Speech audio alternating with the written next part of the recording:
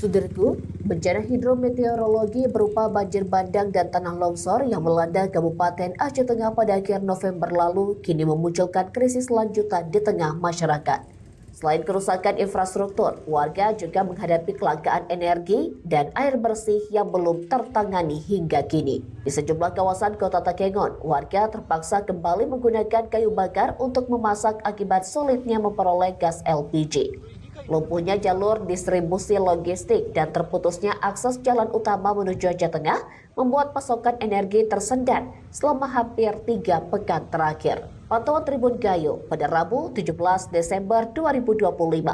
Puluhan warga tampak memunguti gelondongan kayu yang hanyut di aliran sungai Pesangan, tepatnya di kawasan pintu keluar air Danau Lutawar, Desa Hakim Palembujang, Kecamatan Lutawar. Kayu-kayu tersebut merupakan material sisa longsoran dari kawasan pegunungan di sekitar Danau Lutawar yang terbawa arus banjir bandang beberapa waktu lalu.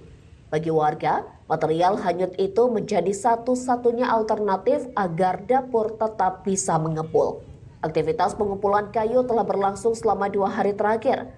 Warga berusaha mengamankan kayu berbagai ukuran sebelum terbawa arus lebih jauh ke hilir Sungai Pesangan, yang dikhawatirkan dapat menyumbat pintu air dan memicu persoalan baru. Tak hanya krisis energi, warga juga menghadapi persoalan serius terkait air bersih.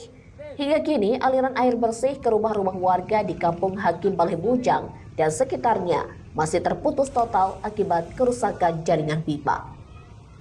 Untuk memenuhi kebutuhan sehari-hari, warga terpaksa memanfaatkan air sungai untuk mencuci pakaian, peralatan dapur, hingga membersihkan kendaraan.